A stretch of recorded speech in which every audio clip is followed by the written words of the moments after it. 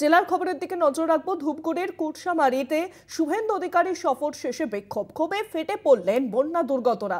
ত্রাণ নিতে আসেনি, কিন্তু আমাদের কথা কেউ শুনলো না, অভিযোগ বন্যা দুর্গতদের। পরে পুলিশ পরিস্থিতি সামাল দেয়। শুভেন্দু অধিকারী তিনি সেখানে উপস্থিত হন। ধূপগুড়িতে ত্রাণ সামগ্রী বিলি করতে যান তিনি, কারণ উত্তরবঙ্গে আমরা জানি যে বন্যা পরিস্থিতি তৈরি হয়, বন্যা বিধ্বস্ততা তৈরি হয়।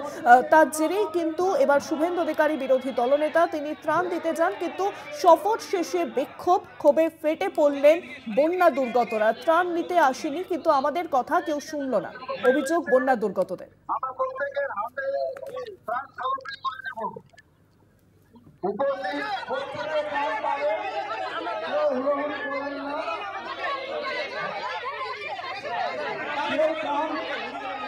হ্যালো, প্রত্যেকের জন্য আমাদের ত্রাণের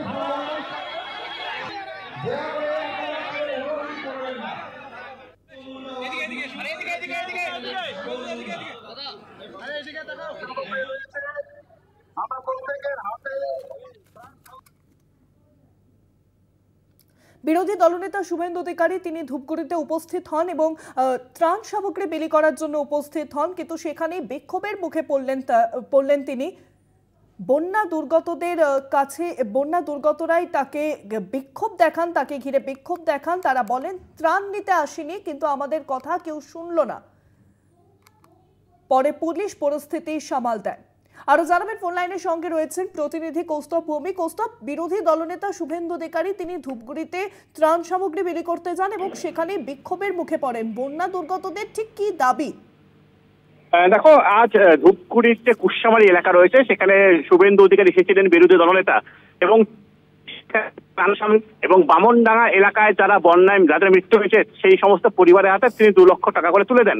তবে শুভেন্দু অধিকারী সেখান থেকে বেরিয়ে যেতেই ধূপগুড়ি ব্লকের হোগলাপাতা থেকে শুরু করে বগরিবাড়ি বিভিন্ন এলাকার যারা বন্যা দুর্গত তারা কিন্তু রীতিমতো বিক্ষোভে ফেটে পড়েন। তাদের যেটা অভিযোগ যে শুভেন্দু অধিকারী এখানে এসে তাদের কোনো রকম কথা শোনেননি। তারা আশা করেছিলেন শুভেন্দু অধিকারী তাদের সমস্যার কথা শুনবেন, সেই সাথে সেই যে বন্যা বিধ্বস্ত এলাকা, সেই যে ভাঙা বাঁধ, সেগুলি শুভেন্দু অধিকারী পরিদর্শন করতে যাবেন। অভিযোগ যে ক্ষতিগ্রস্ত এলাকার থেকে প্রায় 3 কিলোমিটার দূরেই শুভেন্দু অধিকারী নেমে যান এবং সেখানে তিনি কথা বলেন।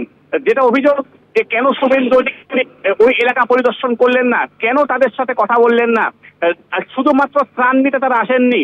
তাদের যেটা দাবি যে সরকারের তরফ থেকে শুরু করে বিভিন্ন স্বেচ্ছাসেবী সংগঠন তাদেরকে ত্রাণ দিচ্ছে, এই মুহূর্তে তাদের ত্রাণের দরকার নেই। অনেকে রীতিমতো শুভেন্দু অধিকারী আনা ত্রাণ না নিয়ে চলে যায়। বলা যায় যে রীতিমতো বিক্ষোভ শুরু করে দেন ওই এলাকার বন্যা দুর্গতরা।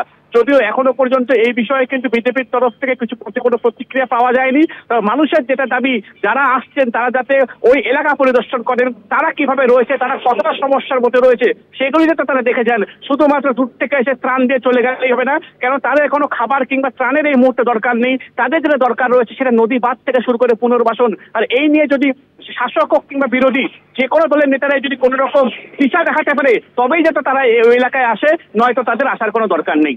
শুভাঙ্গী, অনেক ধন্যবাদ কৌস্তব। ফোন লাইনের সঙ্গে ছিলেন প্রতিনিধি কৌস্তব ভৌমিক।